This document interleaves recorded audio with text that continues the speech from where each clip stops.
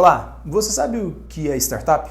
Bom, para o Steve Blank, um dos professores da Universidade de Stanford, startup basicamente são organizações em busca de um modelo de negócio repetível e escalável. Aqui para a gente na NDM o conceito é obviamente bastante parecido, mas na prática a gente entende como empresas com foco em negócios disruptivos ou em negócios de pouca certeza, com grande possibilidade de escala e crescimento acelerado. Startups, em regra, são empresas com bastante tecnologia envolvida, principalmente pela necessidade de escala, mas nem sempre esses negócios vão estar estritamente no mundo digital. Assim como qualquer outra empresa, as startups vivem em um ambiente de negócios e estão expostas a diversos riscos, beleza?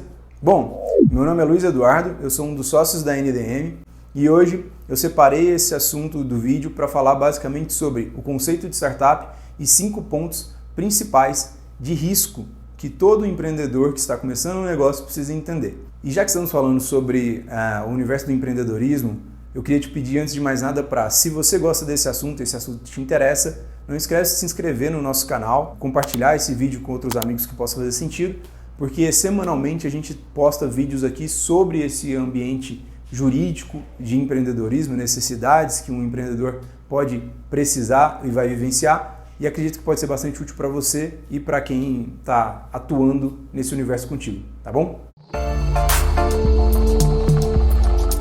Bom, agora já começamos o vídeo falando sobre o conceito, de startup, sobre, enfim, o modelo geral desse negócio, mas acredito que o ponto principal desse vídeo aqui é a gente separar a vida de um empreendedor nesse universo de startups e de tecnologia em 5 pontos jurídicos bastante importantes para você ter certeza que o negócio vai dar certo. Então, a gente separa esses assuntos basicamente em 5 macros, obviamente não são as únicas, mas são as que a gente trata como as mais relevantes, que são propriedade intelectual, estruturação da sua pessoa jurídica, a parte de principais contratos que o seu negócio precisa ter, a parte de como formar um time e a parte de como buscar investimento da melhor forma. Então eu vou passar por esses 5 pontos com você nesse vídeo, mas antes de mais nada, eu queria deixar claro que a gente tem um guia legal que fala sobre esses 5 tópicos bastante detalhado e pode ser muito útil para você. Então se você quer entender com mais detalhe, com mais calma, com mais, mais informação esses assuntos e esses tópicos que eu vou tratar, vai no link que está aqui na descrição do vídeo e baixa o guia legal completo que a gente tem, acho que vai te ajudar bastante, tá bom? Bom, então vamos lá. Começando sobre a propriedade intelectual. Propriedade intelectual, a gente tem um e-book específico que trata sobre propriedade intelectual, acredito que pode te ajudar bastante também, e ele é focado basicamente em marca, patente e software. A gente também tem um e-book que te ensina a como registrar a sua marca, caso você queira tentar fazer isso sozinho. Mas enfim, acho que o foco principal aqui na parte de propriedade intelectual é a gente tratar sobre 2 coisas que são provavelmente as mais importantes e mais comuns na realidade do empreendedor que está começando. A primeira é a marca. Então você ter consciência da importância da marca no seu negócio é muito importante. Por quê? Porque a marca ela também faz parte do ativo. Então, o ativo não é só receita, produto, enfim, serviço de forma geral. O ativo também pode estar atrelado à marca do seu negócio. Então, se o seu negócio tem uma marca que eventualmente não pode ser utilizada no futuro por já ter, sido registrada por um terceiro, isso pode, de fato, prejudicar o ativo, prejudicar o negócio como um todo, não só pela parte financeira, mas também pela parte prática e operacional, e você ter que comunicar tudo de novo com uma marca diferente. Então, ter uma análise da sua marca prévia antes de começar o negócio é bastante importante para saber se aquela marca pode ou não pode ser utilizada. Tá? Outro ponto importante é a questão do direito autoral. Direito autoral é uma questão bastante comum de se ter discussão no ambiente jurídico, principalmente para empreendedores que estão focados em 2 coisas mais típicas do ambiente de tecnologia. Primeiro, produção de conteúdo, por exemplo, esse vídeo, ou, por exemplo, uma questão de construção de software. Todas essas questões elas sempre esbarram nas regras de direito autoral. Então, ter bastante atenção sobre como funciona o direito autoral, como eu posso comprovar que aquele direito autoral é meu ou não é meu. Essas discussões é bastante importante você ter atenção para você, eventualmente, não ser surpreendido e perder o direito a uma propriedade intelectual vinculada a um direito autoral seu por um descuido ou por uma falta de atenção. Tá bom? De novo, repetindo, sobre a propriedade intelectual, a gente recomenda muito que vocês vejam o e-book que a gente tem num link abaixo aqui, acho que vai te ajudar a clarear um pouco a ideia. A gente também tem vários outros vídeos que tratam sobre esse assunto aqui no canal. Bom, então, agora falando sobre estruturação da pessoa jurídica. O seu negócio, a sua startup, ela pode basicamente se dividir em duas estruturas de pessoa jurídica no Brasil. Uma estrutura do empreendedor solo ali, né, um empreendedor único, sozinho, que vai estar geralmente numa figura de microempreendedor individual ou empresário individual, a depender do faturamento que o seu negócio tem, ou então numa figura hoje do que tem a sociedade limitada unipessoal, que é a figura que atualmente a gente mais indica para quando o seu negócio já está validado, você não está numa fase de teste ainda e tudo mais, porque ela te protege em alguns níveis de proteção patrimonial que o empresário individual ou microempreendedor não vai te proteger de alguma forma. Já o outro cenário é o cenário em que você tenha 2 ou mais sócios. E aí você vai poder optar basicamente por ou você ter uma limitada com 2 ou mais sócios, ou você vai poder ter uma sociedade anônima de capital fechado. Essa decisão, o mais comum é que você tome essa decisão por uma limitada, pelos custos e pela burocracia, pela necessidade de governança que uma sociedade anônima, mesmo a de capital fechado, exige, e mesmo com as legislações mais recentes que inovaram e enfim, flexibilizaram algumas regras da sociedade anônima. Mas ainda assim, na enorme maioria das vezes, a gente indica o caminho da limitada para empresários que são 2 ou mais empreendedores que estão tocando aquele negócio. Para ter uma noção, hoje no Brasil, mais de 90%, 92%, 93% das sociedades no Brasil são limitadas. Então, de fato, é o caminho que faz mais sentido na enorme maioria das vezes. A gente tem um e-book que também vamos deixar aqui na descrição sobre a estruturação da pessoa jurídica. É basicamente um e-book que a gente fala sobre todos os tipos de pessoa jurídica que eu falei aqui e dá um cenário para vocês de quais caminhos, né? O que pode ser feito em cada um deles, os benefícios, os prós e contras. Então, indico bastante dar uma lida, que acho que pode te ajudar a clarear um pouco mais a decisão que você vai tomar, tá bom? Agora vamos lá, para o terceiro ponto. Falando sobre principais contratos, a gente gosta de dividir os principais contratos basicamente um pouco relacionado ao modelo ou ambiente de negócio que a sua startup ou a sua empresa vai estar vinculada.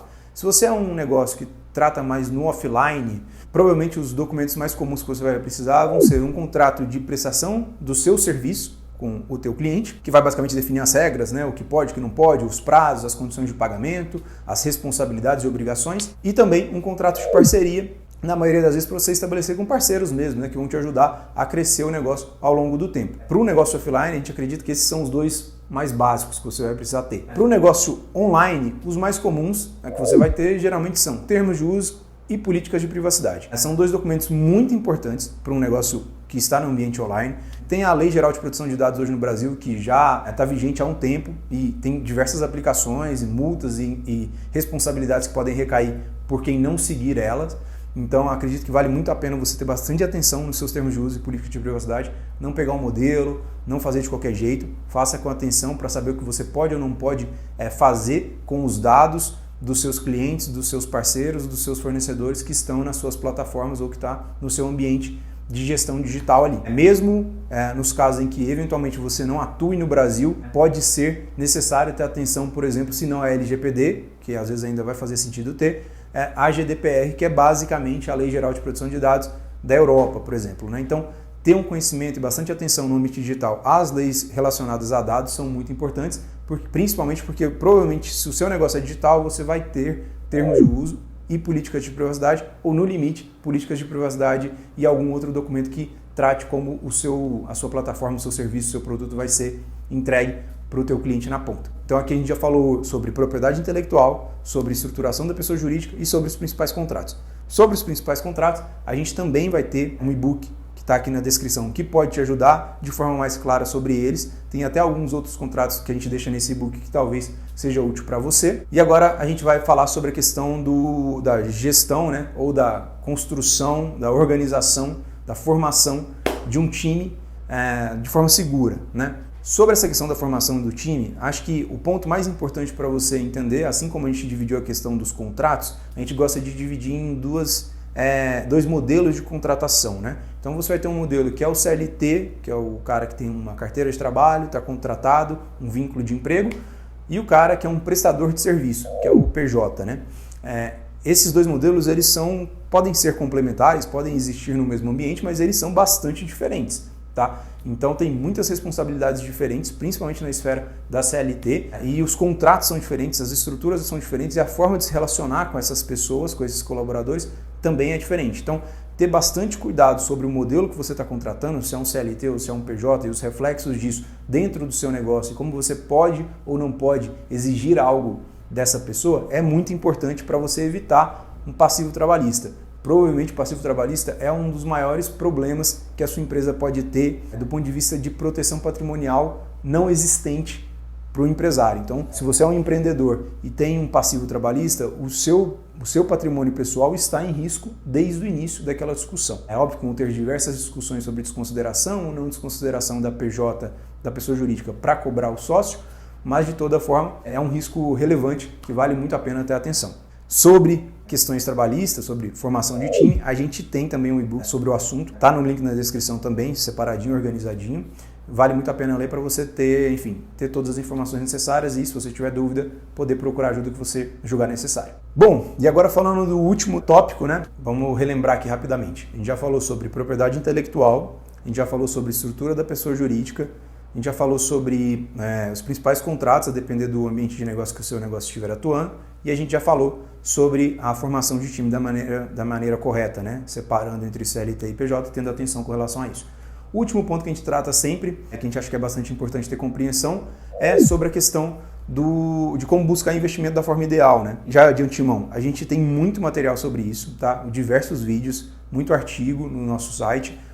Também temos e-books, a gente vai deixar um deles aqui também para te ajudar nesse cenário. Mas acho que assim, o que a gente tenta deixar muito claro com a questão de como buscar investimento é que primeiro você precisa entender o momento que o seu negócio está e se de fato faz sentido ou não faz sentido você buscar investimento. Porque eventualmente não é o melhor momento e aí podem existir melhores momentos para você explorar essa situação e também entender principalmente o que você vai fazer com esse dinheiro.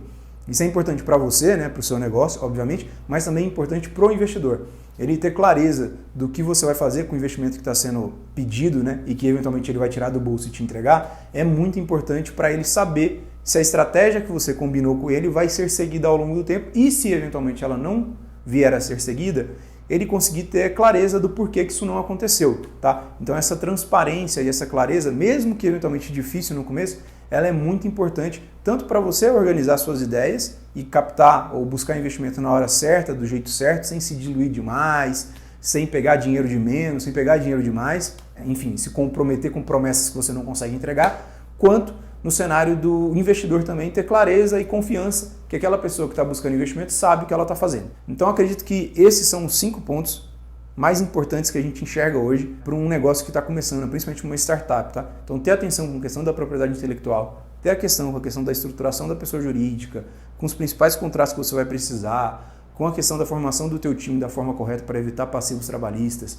e saber exatamente o que você quer fazer com o dinheiro que você eventualmente vai captar, é muito importante para você garantir um caminho básico, bem feito, que funcione e que o seu negócio prospere. Eu espero que a gente tenha conseguido te ajudar. Como eu disse, a gente tem um e-book que trata desses 5 tópicos de forma bastante detalhada, tá no link na descrição, acho que pode ser bastante útil para você. E a gente também, enfim, posta vídeos no canal que você está assistindo, basicamente todas as semanas, sempre sobre assuntos relacionados a empreendedorismo, com um olhar jurídico para tentar te ajudar de alguma forma, com base nas experiências dos clientes que a gente já atua e que a gente já atende. Se você gostou, de novo, compartilha esse vídeo com quem puder ser útil também, e também se você puder curtir aqui, eu agradeço bastante para a gente saber que esse tipo de material te ajudou e que, enfim, a gente pode conseguir continuar construindo materiais desse tipo para vários outros empreendedores, tá bom? Valeu demais, obrigado e conta com a gente.